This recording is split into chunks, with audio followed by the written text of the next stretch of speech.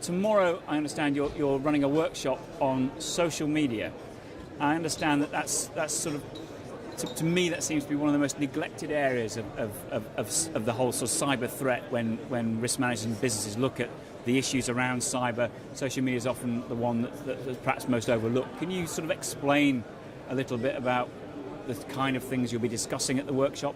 Thank you very much, Mike. It's a pleasure to be here with you, and I'm very much looking forward to that workshop tomorrow, particularly with the new Ferma CEO, with Julia. Indeed. In principle, social media is what we call an intangible asset risk. It belongs definitely to one of the emerging risk classes. It's a risk which you can't just look into in an isolated way. You actually have to see this in a much broader perspective. Let me briefly outline why in a much broader perspective as well. We're living in a very commercialized world nowadays. A lot of data is being flowing through the internets. We see a lot of content which is online, and that automatically means a number of chain reactions. For instances, a lot of companies nowadays are using cloud computing. By using cloud computing, you automatically are creating what we call more app stores. The more app stores you're using, the more mobile you're going to go. The more mobile you're going to go, the more potentially you're outsourcing ultimately to work with different partners together at the end of the day.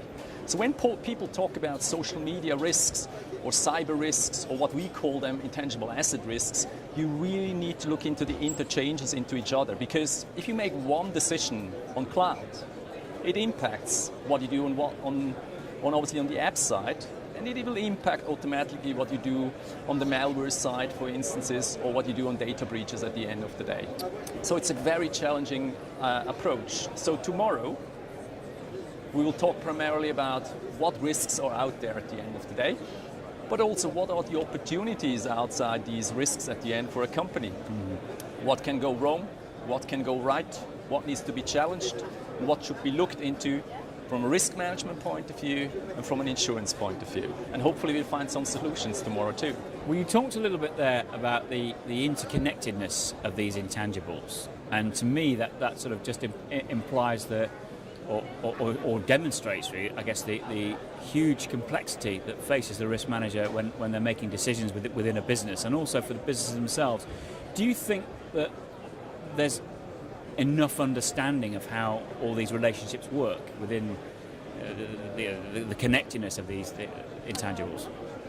In short, the answer is no. Yeah. And the answer is not just no from a risk management, insurance or broking point of view. I think all parties involved, whether they're insurers, risk managers, brokers at the end of the day, or advisors, need to step up on this particular topic and need to get a better understanding of the topic first. We tend, unfortunately, nowadays to put into priority very much often the product pitching approach. And products are an important point, and insurance is an important point. But with this type of risks, insurance is really only the cherry on the cake. Yeah. It's not the driver. The driver is to have a bespoke advice, first to understand, identify these risks, quantify these risks, treat the risk, and ultimately transfer it. And that means parties have to work much closer together, otherwise we will have short-term solutions. Or indeed looking to avoid the risk altogether. Correct, absolutely. Which is the ultimate solution, but practically impossible in the cyber world because of its very nature. By all means, I mean, one of the biggest challenges currently is actually cyber is an intangible risk. It's not a tangible risk. The value of companies is very much driven nowadays by intangibles, not by tangibles. 20 years ago, the main assets were, for most companies, buildings. Nowadays, the main assets are intellectual property. Yeah, data so is king.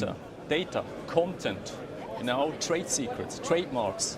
And we need to look at these type of risks rather than just thinking about the physical aspect of a risk. The other thing which is a challenge for many companies, particular brokers or insurers, is the understanding that if you have one particular product, it doesn't fit the purpose for the other one. What does that mean? A solution in the area of intangibles for a telecom requires totally different approach than it requires for a brewery. And it requires a totally different approach again for a utility company. On the one side you have more the liability risks which are the focus, and on the other one it's the non-physical damage one. which has a much higher severity and a lower frequency than, for instance, the liability side. So everything has to be tailor-made for the individual client, because no two businesses face exactly the same problems, do they? Correct, and that's the biggest challenge we have at the moment. There are many people who are putting a lot of solutions or products on the market, but very often these products are not bespoke enough. They're not industry-driven. They are not specifically driven per region or specifically per country. Data directives around the world are not aligned, so you can't just try to copy one approach in Europe, for instance, into Asia. Asia is a very interesting, like Middle East, a very interesting area for us at the moment, because we see a lot of developments in these particular fields. Clients come to grips and say, we very much need to look into also liability risks going forward, or non-physical damage BI risks. Okay. Now, you mentioned Asia and the Middle East there, and I know that Ferma is just one of many stops on your international travel schedule. Can you explain a little bit about what you and JLT are doing, particularly in Asia at the moment?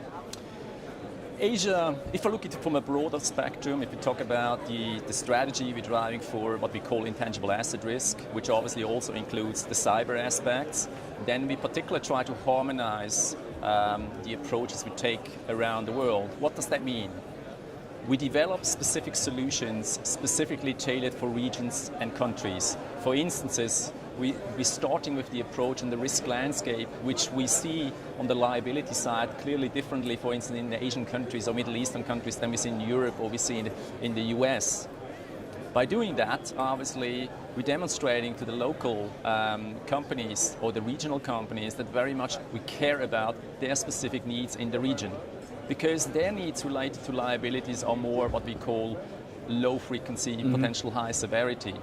Now, Asia is on clear forefront for a company like JLT. For instance, in the area of communication media technology, we have in Asia 10 countries, and in each of these 10 countries we have now an established communication media technology partner, local people. We develop them together, and we're holding local workshops at the moment in the area of intangible assets across the whole region. The same thing is valid for the Middle East. Okay, well, hopefully next time we meet you can tell me a bit more about those, and also this survey that I know is a top secret at the moment, but I'm looking forward to seeing the results of very soon. That's absolutely correct. We are launching now what we call the first non-physical damage BI and third-party intangible protection insurance concept around the world. I'm happy to show you some of the results from our side already today. It's the first what we call broad intangible survey undertaken for 250 companies around the world. The official launch of that concept is going to be on the 16th of October in London, and by all means you're very much welcome to see us then. We'll take a look at those now, and I'll keep it a secret for another month. Thank you very much. Peter, as always.